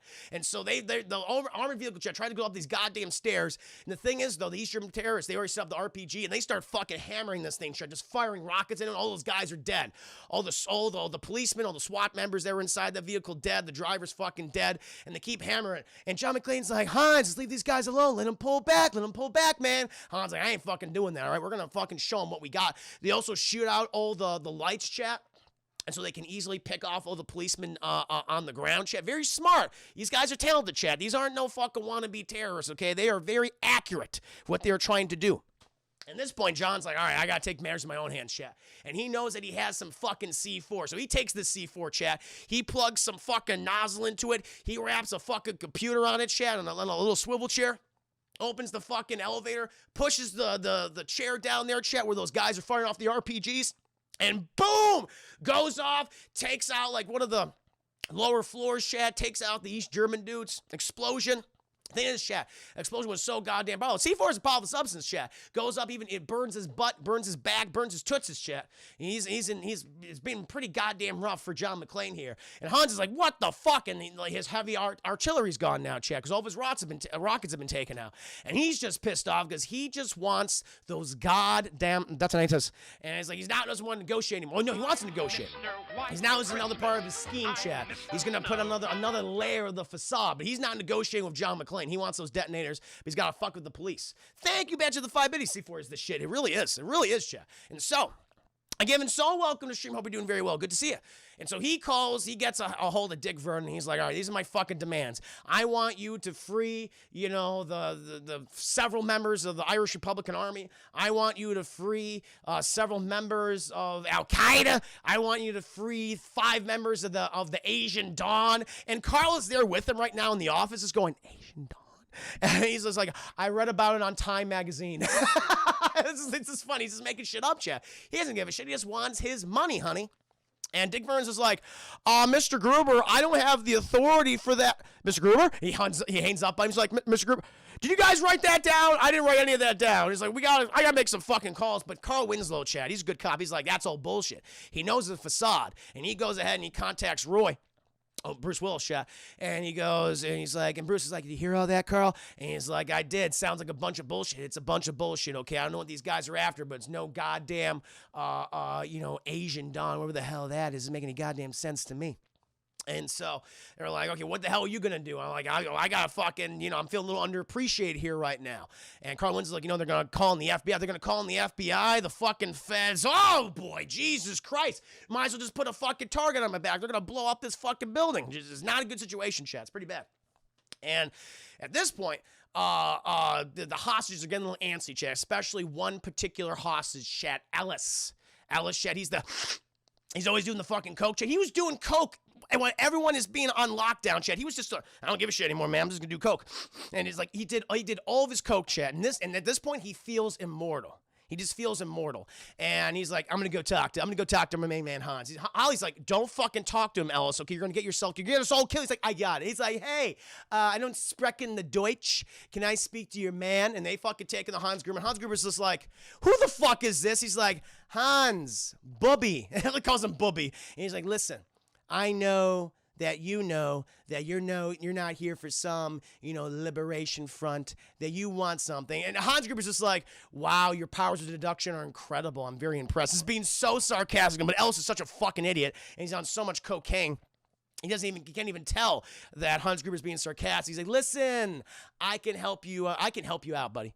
I can give you what you want, and you can give me what I want, which is my life. And Hans Gruber's like, oh, how can we do that, Ellis? I'm very curious. He says, I can get you the guy.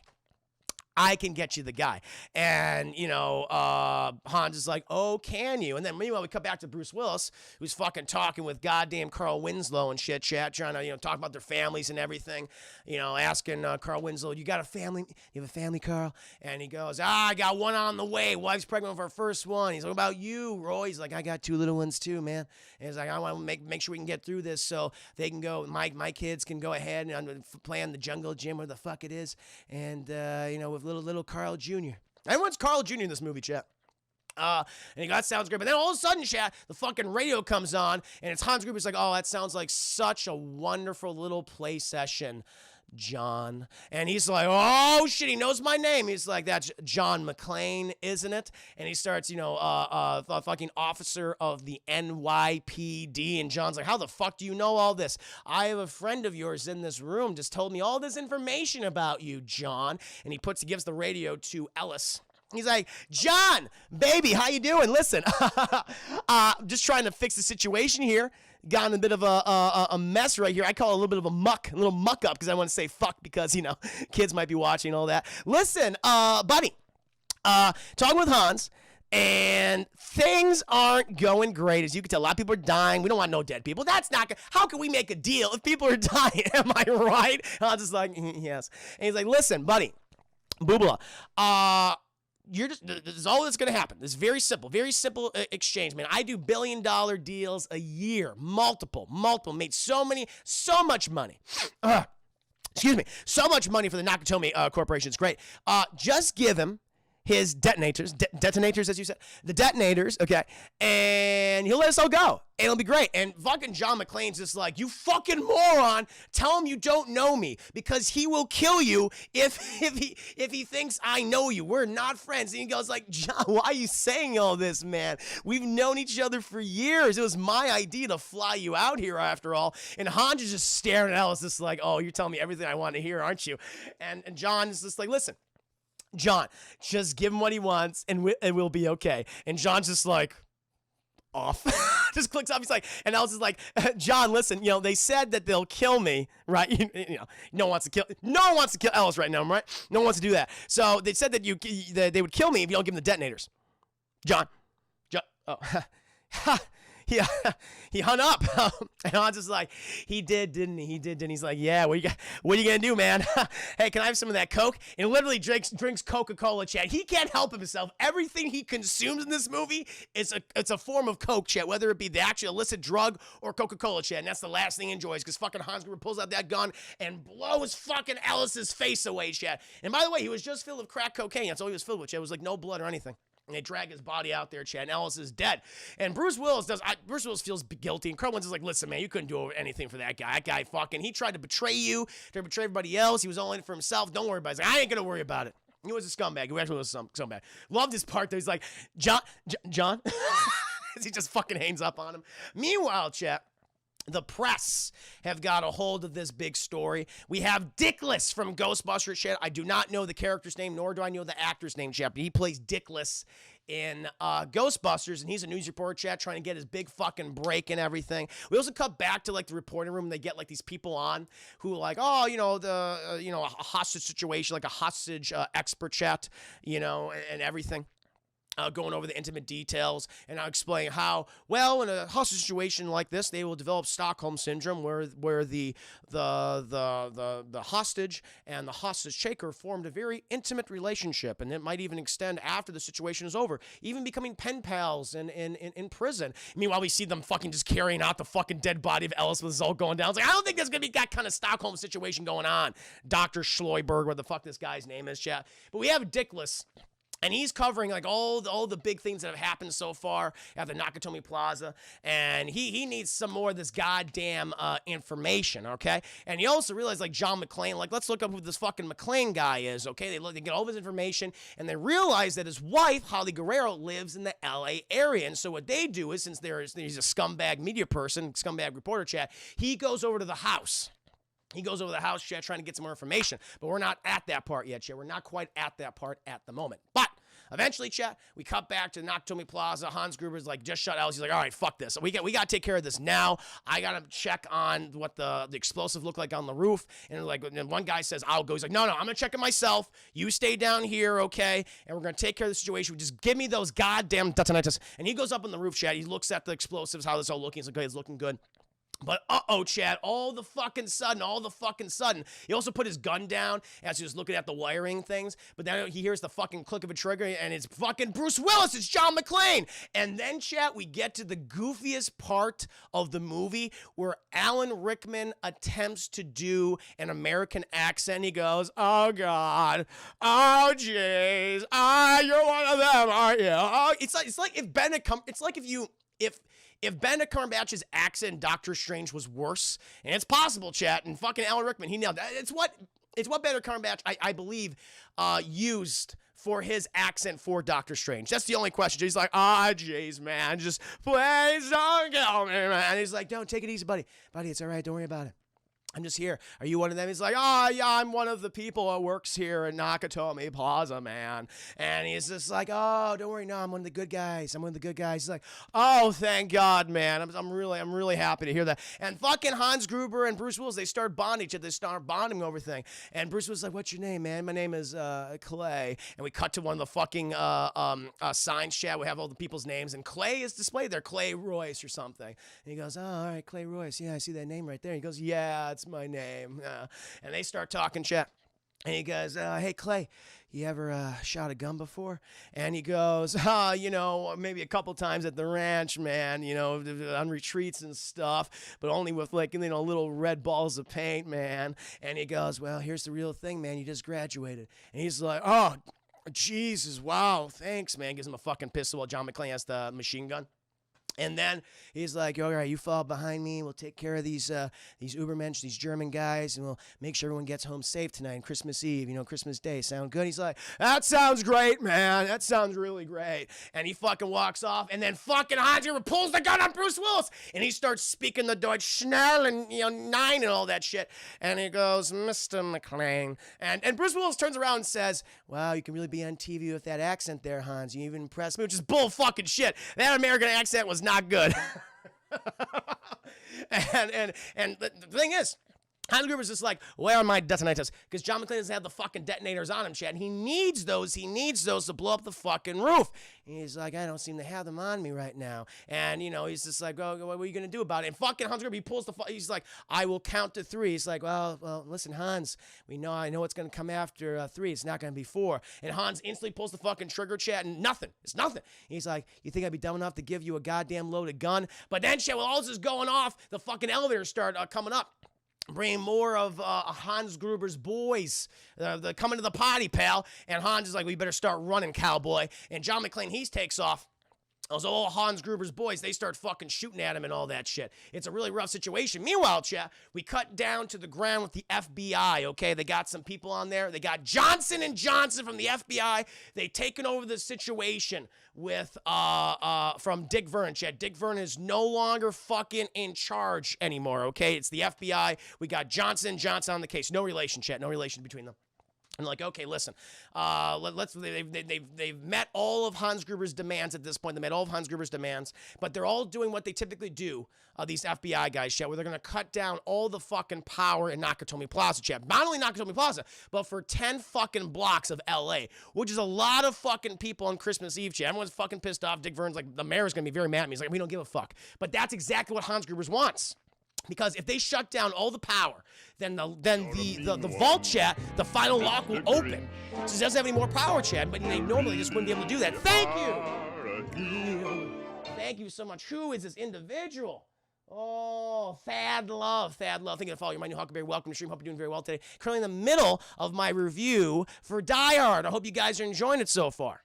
This is what he wants, Chef, because he's able to cut down all the power of the building. The exception of that, it's on the fucking mainframe of the LA power grid, so they can't cut that down no matter what they do. But since the FBI are going to do it, the final lock of the vault will be open, and they'll be able to get all the $640 million worth of bearer bonds. He's like, you wanted miracles, Theo? Behold, I gave you a fucking Christmas miracle. Ho, ho, ho, motherfucker. He's happy about it, Chef, and they're doing it. But they got to take care of these FBI guys. And so John, he's fucking fighting all these guys in the fucking rooftop and things. It's getting pretty bad, shit. It's getting pretty goddamn bad, getting pretty nasty. But he manages the fucking take off, chat. Goes into another office building.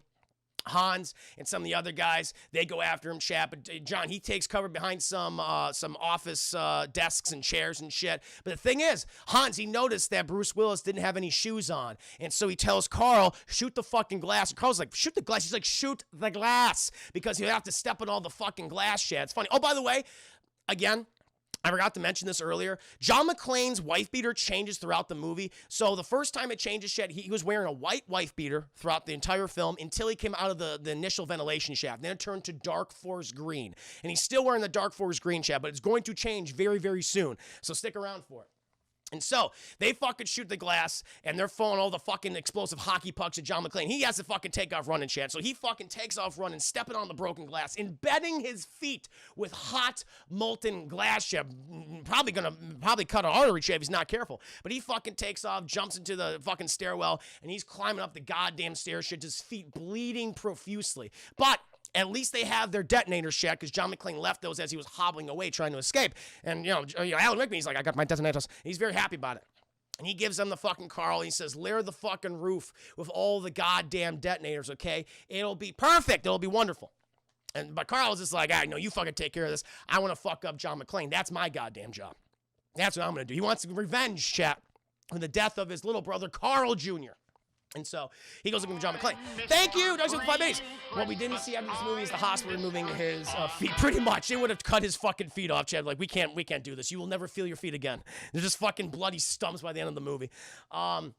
And then, Chad, we cut to John McClane dragging himself into the bathroom, Chad, where his wife beater has now changed from dark forest green back to white. And it's like, how did that happen? It just did, Chad. It's like weird. He's changing his fucking shirts off, Chad. They're very stinky. And the feet are just fucking profusely bleeding, Chad. It looks really bad. It's really fucking bad and nasty. He's just dragging himself into there, Chad. Just turning the sinks on, sitting in the sink, Chad, and just keeping his feet in one sink as the hot water is just pouring on all over them. Eventually, he calls back Carl Winslow, saying the FBI, they're going to fucking attack the place, going to get all the hostages up to the roof. And he's like, fucking Jesus Christ, that's not going to be good. They're going to blow the fucking roof. And he's like, you got to tell them. And he's like, they're not listening to me. They're not going to listen to you. They think you're one of them. He's like, shit, okay. He's like, listen, if anything happens, just tell my wife one thing. And this is not that I love her, because she already knows that. No, tell her. This is the best acting in the movie from Bruce. Bruce was a great actor in the movie, Chad, no doubt about it. But this is his best scene when he's crying. He's like, listen, I've told my wife I've loved her a million times. Tell her the one thing I've never told her before, that I'm sorry. That I'm sorry for being such an asshole. That I'm sorry that I didn't support her decision and pursuing a career and things. Like, she can do whatever the hell she wants. Just tell her I'm sorry, and that she'll know, and that she'll have that. And if I don't see her again, just tell her that. Can you promise me that, Carl Winslow? And Carl Winslow's like, you can tell her, your goddamn self, Bruce Willis, because you're going to get through this, man. He's like, I love you, Carl Winslow. I love you, Bruce Willis. And they hang up, Chet. And he's like, I gotta go save the goddamn hostages, Chet. Eventually, Hans Gruber's like, all right, everyone, get the fuck. You're all going to the goddamn roof, because the whole ploy is, Chet, he contacted the FBI saying that, listen, now that you freed all my people, I want you to get me some helicopters and take us to the airport with a plane and shit, okay? And then the hostages will be released. And the FBI agreed to this, but it's not true, Chet, because Johnson instead, they're going to attack the top of Nakatomi Plaza with some attack choppers, Chat. And they're like, probably 20-25% casualties on the hostages end. Can you live with that, Johnson? I can live with that, Johnson. Just assholes, Chat. Just assholes. These aren't good guys. Not good guys, Chat. And the elder Johnson, Chad, is just like, man, run around this, and these things are like I'm in fucking Saigon. Remember, right, man, right? And Johnson, who's like, like in his 20s, goes, I was in fucking middle school, ass. It's like, no, I don't remember Saigon. Thank you for the 5 biddies. Quentin Tarantino would never do that. The feats in this video. Oh, no, he would never. He'd be like, this. I don't think Tarantino can watch this movie because of what they do to feet. He would just, I can't do it. It would break his heart, chat. I'm sure Die Hard is like on his top 10 worst films of all time list. There's no, because of the feats situation. But, they're heading towards the fucking building, and, all the hostages are being brought to the goddamn roof while this is all going on, Chad. It's a bad fucking situation. But then, Chad, while they're loading up all the hostages and everything, they hear a little fucking news report, Hans Gruber and his boys, and it comes on, and they're at the McClane residence, Chat, with the reporter intimidated Rosie, Chat, saying, I'm gonna bring fucking ice on you, okay, if you don't let us in. Just threatening her, Chat. Dickless is such an asshole, Chat. And then she's like, shit, I want to be iced to get a hold of me and my family. And so he lets him in the home, Chat, and Dickless starts interviewing all these people. And he's like, this is the children of Holly and John McClane. And do you have anything to say to your parents right now as they go through this terrible situation? And, you got little Mary Elizabeth Winstead's like, I want my mommy and daddy to come home soon, and I don't want them to get hurt. And he was like, well, thank you, little girl. Well, that's all we have to say. And Hunter was like, wait a minute, Holly, because he remembers Holly Guerrero, and he looks at the pictures and goes, what the? And he lifts up the picture that she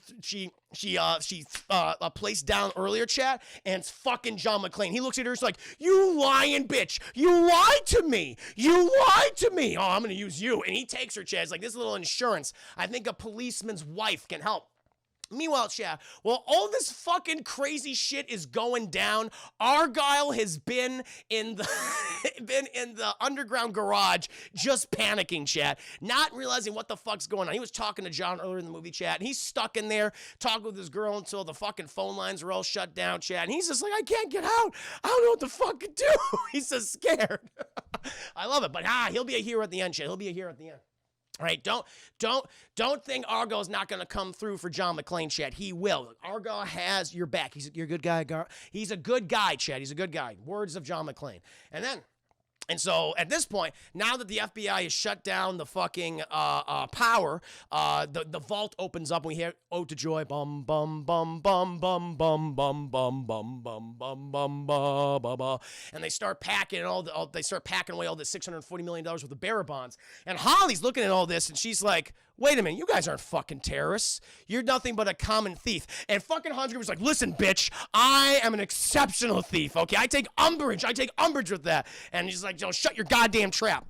And he just keeps stuffing all these bearer bonds in the sack shit. Meanwhile, we cut back to Bruce Willis, who's making his way to the roof. But oh no, fucking Carl attacks him, chat. Carl Sr., not Carl Winslow, chat, not Carl Jr., Carl Sr., the Ubermensch. And him and good old Carl Sr., chat, they get into a bit of a fucking scuffle. And even though Carl Sr., he's about 7 feet, 5 inches tall, chat, Bruce Willis is still hitting him no matter what. He's still just wrestling him, chat, just biting him and just scratching him, doing everything he can, chat. And eventually, this battle, as they're just throwing each other around and shit, and just wrestling all on the ground.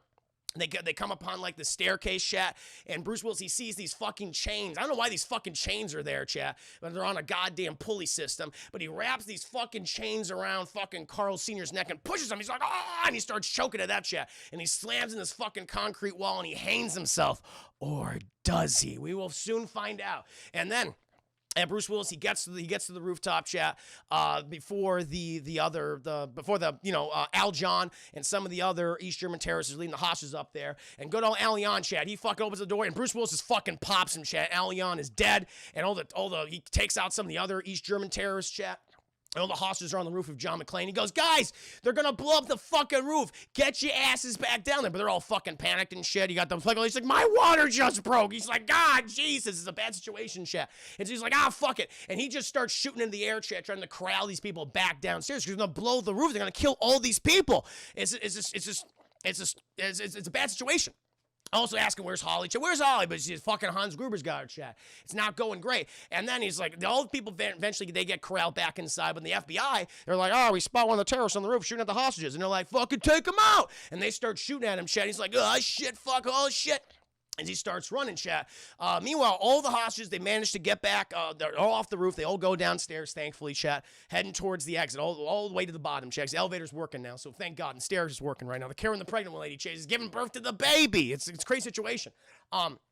But the fucking Hans Gruber, he takes the goddamn thing, chat, boom, activates it, blows the fuck out of the roof with the detonators, his favorite thing in the world, chat, bearer bonds and detonators, and takes out the fucking FBI agent's helicopter, chat, boom, all explosions. John McClane, and before the explosions, chat, manages to tie himself around his waist a fire hose, chat, one of those fire hoses that connected to the wall, and he fucking leaps off, like, he leaps off, chat, and he's also all the ash and the debris starts falling around him, chat, just the hot molten fire falling on his schlubby dad bod. He's like, I get the fuck out of here.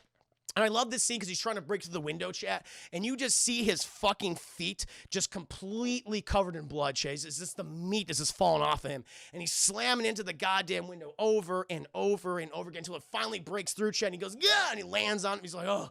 But then, chat, the top of the fire hose, where it's all wrapped up, that gives way and that falls over and it starts dragging him down. He's like, oh, he starts dragging him down the window. And he manages to unwrap himself. Jay's like, holy fucking shit. Holy Jesus Christ. is not going good. Not going good. Meanwhile, we cut back to the police chat, and Dick Vern's like, boy, hope they can spare a few more FBI guys. So they did not give a shit about Johnson & Johnson chat. And in fairness, Johnson & Johnson are not the best of the Federal Bureau of Investigation chat, in my opinion. My humble opinion. But Johnny's okay, but now it's like, okay, now the situation is dire. He's got to get Holly out.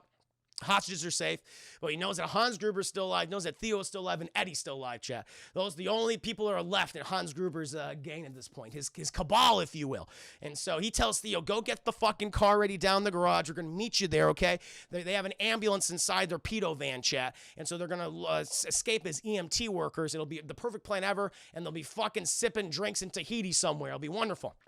And then Theo, he goes down there, chat, but little does he know, the fucking Argyle, chat, good guy Argyle is there, chat, and he sees Theo doing some illicit shit, and Argyle, he fucking takes his limo, chat, boom, he fucking hits Theo, chat, right in the goddamn car. Theo hits his fucking head, chat, his glasses in bed inside of his eyes, he's like, ah, he's just screaming, chat. And then Theo, then Argyle, he opens up the door, chat, and punches Theo in the fucking face. And the quarterback is toast. He's in toast, chat, including Theo. So he's defeated. Argyle for the win. Meanwhile, we cut back to the Nakatomi Plaza is just on fucking fire, chat. The building looks like it's about to come down any minute. Everything's been blasting out. Like the whole party scene earlier, chat, looks like a goddamn war zone at this point. John managed to take cover as all the big explosions are happening and shit. Meanwhile, Alan Rickman, he's dragging Holly, chat, with Eddie in tow, and they're going out there. But then all of a sudden, fucking John McClane, he shows up, chat. But he doesn't look like he has a weapon, chat. Little does Alan Rickman and Eddie know that he managed to tape. He saw some Christmas wrapping, chat. See, Christmas is very important. He saw some Christmas wrapping and some Christmas tape, Santa with Santa on it, chat, and Frosty, and taped his gun to his back, his hot, sweaty back, chat, and the hair. He's got a very hairy back, and it managed to stick well enough because he was very sweaty at this point, covering a lot of blood, but the hair, chat, the back hair saved him. And that's connected to his back. And so he just fucking walks out and, fucking Hans Gruber's like, oh, the husband, the police officer, the cowboy. And Hans is like, at this point, Bruce Willis does not sound great. He's like, hi, honey. She's like, oh, my God. Things are not going well. And he walks down there and is like, what was that thing you said to me, John? Yippee-ki-yay, motherfucker. And he says it like he says motherfucker, like very quickly, like under his breath almost. And Bruce Willis just goes, he's having a couple of laughs, just laughing, chat. And Hans is like, I guess we're laughing now? Okay, Eddie's just like, I guess this is kind of funny how it all led to this. Man, we're going to make a lot of money. And when all this is going down, chat, he's like, yes. He's like, at this point, Hans thinks he has the upper hand, chat. He has control of the situation, but he does not. And he fucking, Bruce Willis reaches behind his fucking back, chat, shoots fucking Hans Gruber. He's like, I got you, honey. Shoots fucking Hans Gruber, shoots fucking Eddie, goes, yeah! He shoots Eddie in the face, chat. And he's like, see you later, Hans. And he's like, oh, shit. And Hans, he's been shot in the chest, chat, and he went right through him, too. And he backs up, but he still has a hold of Holly, chat. He goes right through the fucking window. And he's like holding on to her. And he's just like, oh, Jesus Christ. And John McClane, he's trying to fucking get Alan Rickman's vice grip of off his wife. Trying to get his hand off of her, chat. But he's just like, looking at her. And we get one of the best death scenes. Happy trails, Hans. That's what he says to him. I always forget the line. Happy trails, Hans. And Hans is just like, you motherfucker. He's just so upset at this point. He just takes the gun, chat, just points it at him. And the thing is, the thing that finally spells the end of Hans Gruber, chat, is when Holly and Bruce Willis managed to take off the fucking watch that Ellis gave her, and that's what he was holding on to, chat. And then he goes, and he just starts fucking falling, chat, in slow motion. And in order to get the look for Alan Rickman going, as he falls, chat, they pulled a great prank on him. So the whole part of his character, chat, is like, I will count to 3. There will not be a 4. They did that to him during the making of the movie. Okay, Alan, we're going to go ahead and count to 3. And on 3, that's when we're going to let you go. And he's like, okay, fine. And they said 1, 2, and then they let him go, chat. And that's what he does. Has the reaction on his face like that. It's so natural. It's so fucking... But yeah, it's an iconic death scene, chat. As he's fucking falling just like, bah, bah. And then we come back to Dick Vernon and goes, boy, I hope that's not one of the hostages. And we just cut to a fucking wide shot, chat, of Alan Rickman falling to his doom, falling to his death. You hear him go right into the concrete, chat, dead. fucking dead. And then fucking Bruce Willis, who's covered in blood, viscera, bodily fluid, shit, piss, sweat, everything, just and starts making out with Holly, chat. It's hot and sweaty and sexy and stinky. All of it, all on top of each other. And then they make their way downstairs. Paramedics arrive, and Bruce says, I need no paramedics. I'm fine. No, this is nothing. It's a fucking walk in the park. It's fine. Don't worry about it. They go downstairs, and then he fucking sees Carl Winslow. He's like, Winslow, and they start hugging and kissing and smooching. He's like, thank you, man, for having my back. He's like, I'll always have your fucking back, Bruce Willis. Well, at least until Die Hard 2, when my cameo appearance. After that, I will no longer have you back. He's like, fair enough. Die Hard 2 is not great. But also, I forgot about the one story, chat. So there's a story in the movie that I forgot when they're talking and fucking Carl Winslow and Bruce Willis are bonding. And Carl Winslow says, like, oh, yeah, I shot a kid. I just shot him. And Bruce Willis is like, whoa, man. That's why he was, like, on desk duty for most of his career after that. When he shot a kid, just couldn't handle in the field anymore, chat. And they just got to have him doing like patrols around neighborhoods and shit because he shot like a kid. But he could never pick up his gun. He just can't do it anymore, chat. Just can't do it anymore. But the situation may arise, Carl Winslow. You're gonna have to pick your gun up and shoot a fucking kid. You might have to do it. And so, while this is all going on, Chad, is fucking Bruce Willis and Carl Winslow and Holly, they're all hugging each other. You have people going, everyone's fucking screaming all of a sudden. They're like, oh my God, what's going on? And we see fucking Carl Sr., Chad, the German Übermensch, the Aryan god. He's now a zombie. He's like a zombie Übermensch, Chad, which is the worst thing. Nazi zombies are the worst. This guy's fucking walking out, Chad, just going, he has his gun out, Chad. And Bruce Willis, he fucking covers Holly with his body, Chad. It's like, I could take a few more bullets, it'll be fine. But it's okay, Chad, because all of a sudden, fucking Carl Sr. starts getting plugged, chat. Fucking hot molten lead bullets are penetrating his Übermensch form, chat, and he fucking goes down. And who's the person that fucking shot him, chat? Carl I Shoot Kids Winslow put him down, chat. Put him in the fucking grave. How did he manage to survive the beating and the hanging that Bruce Willis inflicting on him? I don't fucking know. But Carl Winslow, he fucking double tap, chat. And everyone starts laughing. Like, having a good time. Meanwhile, they continue to the crowd parts, and Carl Winslow's like, I have terrible PTSD now, but he got over it. He got over shooting that kid from shooting a German man. It's fine. But then we had that fucking dickless reporter going, Miss Guerrero, Miss McClane, Mr. McClane, can you have any words for us and our viewers in L.A.? And Mrs. Guerrero, she just fucking clocks fucking dickless right in the face, and he goes, did you get that? Did you get it? She fucking hit me in the nose. It's a terrible situation, chat. And they continue to walk off. But then, Chet, not the paramedics, not for the fire, but not the police, not gonna make a fucking statement like, I'm done. You know who pulls up, Chet? Had his back from the very beginning. Argyle, Chet. After blinding and punching the shit out of Theo, Chet, he rolls up. He's like, I got you, Bruce Willis. He goes, you're a good guy. You're a good guy, Argyle. You're a good guy. And he loads him in, and Holly and John McClane start having hot, sweaty sex in the back of the limo, Chet, as he drives them home, Chet. And that, my friends, that is the 1988 action classic Die Hard. I hope you enjoyed the review. Chat. I'm a little tired. I'm not going to lie. That was a lot longer than I would thought it would be. That was 2.5 hours. Argyle is a homie. He's a homie, chat.